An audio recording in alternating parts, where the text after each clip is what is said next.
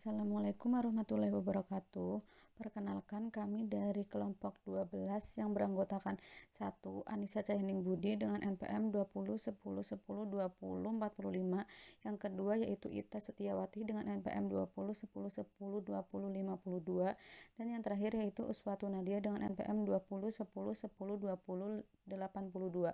Di sini kelompok kami akan mendiskusikan hasil dari diskusi kelompok kami mengenai Land Accounting dengan mata kuliah akuntansi manajemen. Land Manufacturing adalah pendekatan yang didesain untuk meniadakan buangan dan memaksimalkan nilai bagi pelanggan. Implementasi Land Manufacturing yang baik akan memberi berbagai perbaikan besar seperti kualitas yang lebih baik, peningkatan produktivitas, pengurangan waktu tunggu, pengurangan persediaan dalam jumlah besar, pengurangan waktu penyetelan, penurunan biaya produksi, dan peningkatan tingkat produksi. Tekanan Land Accounting. Yang pertama adalah penerapan metode berstandar perusahaan akuntansi, kontrol, dan proses pengukuran. Yang kedua atau yang lebih penting yaitu tekanan Land Accounting.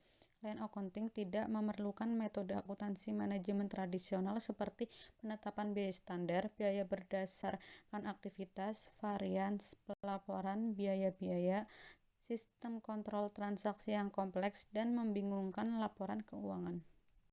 Manajemen biaya siklus hidup dan biaya target. Siklus hidup produk merupakan waktu keberadaan produk dari konsep hingga menjadi produk. Biaya siklus hidup adalah semua biaya yang berhubungan dengan produk selama umur hidupnya. Jadi, manajemen biaya siklus hidup produk berpusat pada pengolahan aktivitas rantai nilai sehingga menciptakan keunggulan kompetitif jangka panjang. Untuk pengurangan harga, manajer perlu melakukan investasi lebih banyak dalam aktivitas sebelum produksi dan memberikan lebih banyak sumber daya dalam aktivitas di tahap awal siklus hidup produk sehingga semua biaya keseluruhan atau hidup dapat diturunkan. Buangan menghabiskan berbagai sumber daya tanpa menambah nilai.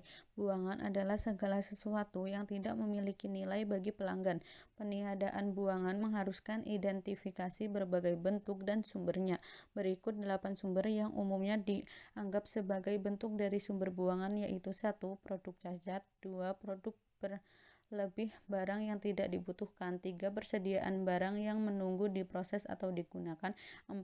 Pemrosesan yang tidak dibutuhkan, 5. Perpindahan karyawan yang tidak perlu, 6. Transportasi barang yang tidak perlu, 7. Waktu tunggu, dan yang terakhir yaitu 8. Desain barang dan jasa yang tidak memenuhi kebutuhan pelanggan. Land Manufacturing menggunakan sistem demand pull. Tujuan Land Manufacturing adalah meniadakan buangan dengan menghasilkan produk hanya jika dibutuhkan melalui proses produksi. Konsep Land Manufacturing banyak dikembangkan oleh Toyota dan perusahaan-perusahaan Jepang lainnya. Para eksekutif Toyota menyatakan bahwa sistem produksi Toyota terinspirasi oleh apa yang mereka pelajari selama kunjungan ke World Motor Company pada tahun 1920-an dan dikembangkan oleh pemimpin Toyota seperti Taiichi Ohno dan konsultan Shigeo Shingo setelah Perang Dunia II.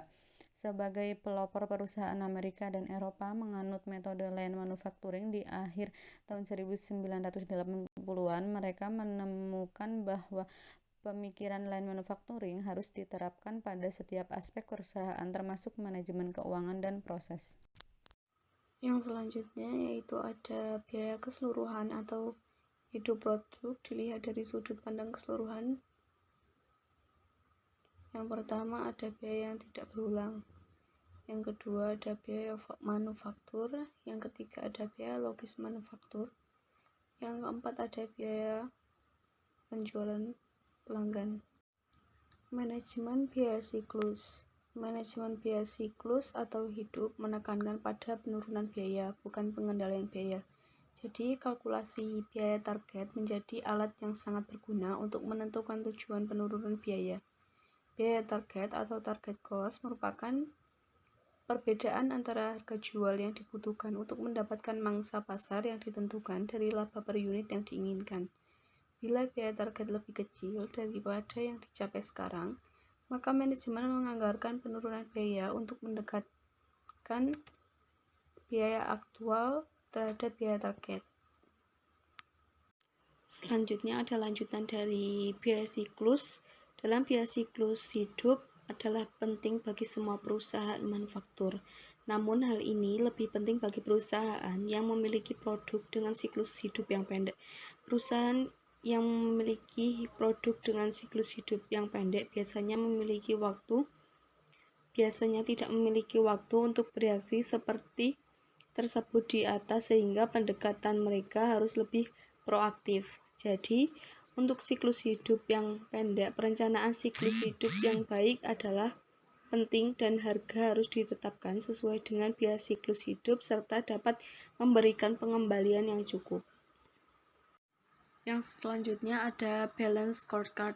Balance scorecard adalah sistem manajemen yang mendefinisikan sistem akuntansi pertanggungjawaban berdasarkan strategi.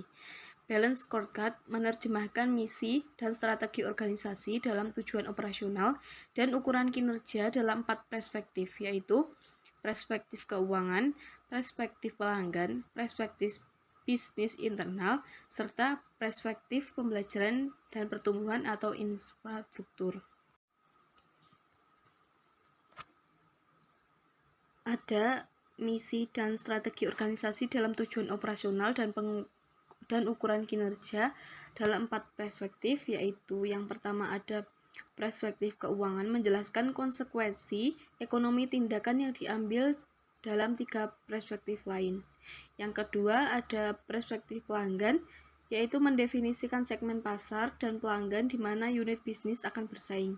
Yang ketiga, perspektif bisnis internal, menjelaskan proses internal yang diperlukan untuk memberikan nilai kepada pelanggan dan pemilik.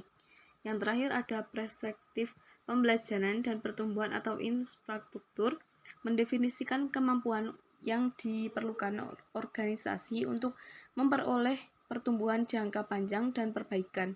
Perspektif terakhir mengacu pada 3 faktor utama yang memungkinkan, yaitu kemampuan pegawai, kemampuan sistem informasi, dan perilaku pegawai, atau motivasi, pemberdayaan, dan penyejajaran. Sekian presentasi dari kelompok 12. Bila ada kesalahan kata yang disengaja maupun tidak disengaja, kami mohon maaf. Wassalamualaikum warahmatullahi wabarakatuh.